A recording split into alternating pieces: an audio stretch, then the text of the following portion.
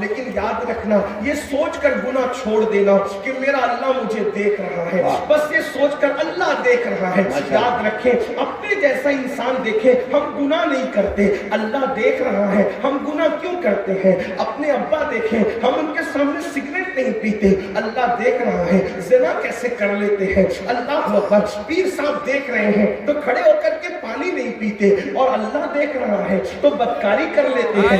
یعنی کہ انسان جتنا اپنے پیر کا احترام کرتا ہے، اتنا بھی اللہ کی عزت نہیں کرتے، اتنا بھی اللہ کا احترام نہیں کرتے۔ قرآن اسی لیے تو کہتا ہے وما قدر اللہ حق قدری، کہ تم نے اللہ کی ایسی عزت نہیں کی، تم نے اللہ کی ایسی قدر نہیں کی جیسا کہ اس کی قدر کرنے کا حق ہے۔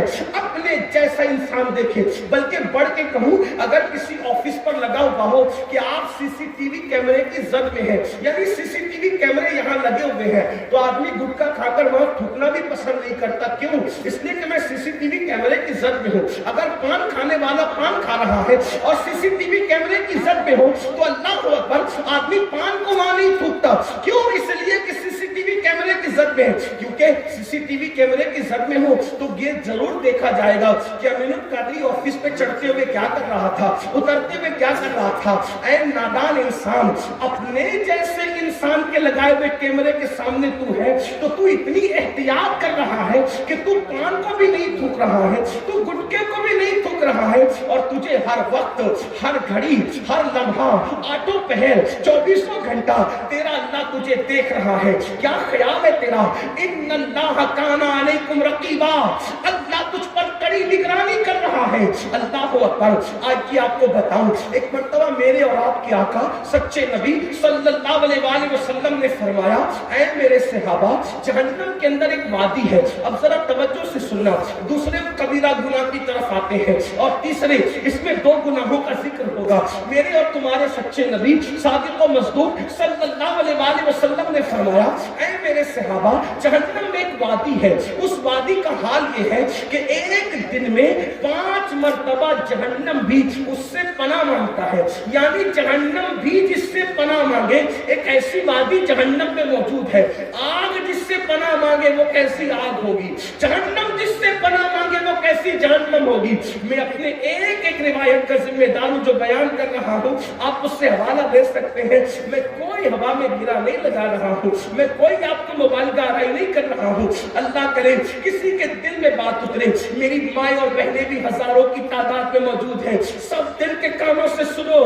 اللہ اکبر۔ حضرت اللہ مصطفیٰ کریم رؤوف الرحیم غیب کا نبی صلی اللہ علیہ وآلہ وسلم فرماتے ہیں، جہنم میں ایک وادی ہے جس سے جہنم بھی ایک دن میں 5 مرتبہ اللہ کی پناہ مانگتا ہے۔ اللہ اکبر۔ پھر میرے آقا فرماتے ہیں، اس جہنم کی وادی کی حرارت اور گرمی یہ ہے، تپش یہ ہے کہ اس کے اندر اگر پہاڑ بھی ڈال دیے جائیں تو پہاڑ بھی پگھل جائیں۔ یعنی جہنم اس سے 5 بار پناہ مانگے، ایسی وادی ہے، اور اس میں اگر پہاڑ ڈالے جائیں تو پہاڑ بھی پگھل جائیں۔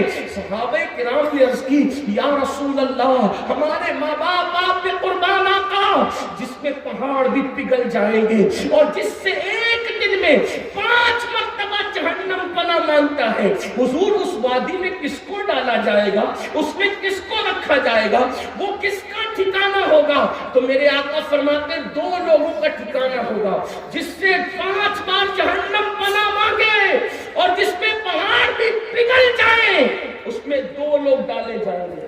نمبر 1، حرام کھانے والا، حرام لقمہ کھانے والا۔ حرام لقمہ مطلب جوا کھیلتا ہے، اس کے پیسے سے خود کھاتا ہے، بچوں کو کھلاتا ہے، سٹا کھیلتا ہے، شراب کا دھندا کرتا ہے، سود کا، بیاج کا، انٹرسٹ کا دھندا کرتا ہے۔ آپ جانتے ہیں وہ اس میں ڈالا جائے گا جس میں پہاڑ بھی پگھل جائیں گے۔ حرام مت کھاؤ۔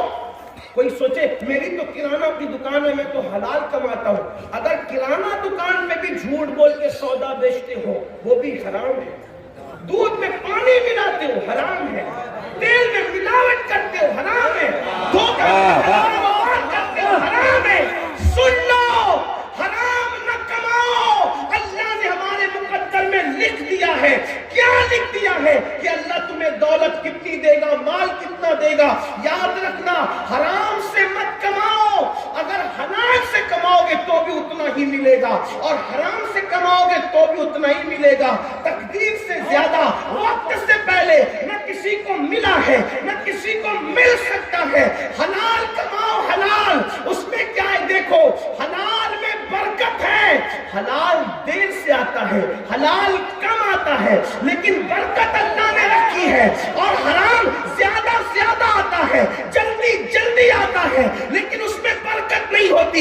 ایک آسان مثال سے آپ کو سمجھاؤں، دیکھو اور غور کرو، اللہ اکبر، کہ کتے کتنے بچے پیدا کرتا ہے؟ کتے کے کتنے بچے ہوتے ہیں؟ ایک سال میں 12 14 بچے ہوتے ہیں، لیکن کیا آپ نے ہر گھر کے دروازے پہ کتے کو دیکھا ہے؟ حالانکہ دنیا کے کوئی مذہب کا آدمی کتا نہیں کھاتا، دنیا کے کوئی مسلک کا آدمی کتا نہیں کھاتا، لیکن کتے 12 پیدا ہو، سال میں 14 پیدا ہو، ہر دروازے پہ نظر نہیں آتے، اور کتوں کا ریوڑ کبھی نظر نہیں آتا۔ کتا تنہا تنہا چلتا ہے، یا 2 4 6 جمع ہو جائے تو الگ بات ہے، مگر قربان جائے، بکری 2 پیدا ہوتی ہے سال میں، یا 3 پیدا ہوتی ہے، اور ہزاروں جمع ہوتی ہے۔ بنگال والے بھی ذبح کر رہے ہیں، ایران والے بھی ذبح کر رہے ہیں، یمن والے بھی ذبح کر رہے ہیں، پوری دنیا میں ذبح ہو رہی ہے، لیکن ہر دروازے پر بھی نظر آ رہی ہے، اور جنگل میں ریوڑ بھی نظر آ رہا ہے، آتی ہوئی کم نظر آتی ہے، لیکن اتنی زیادہ ہے کیوں؟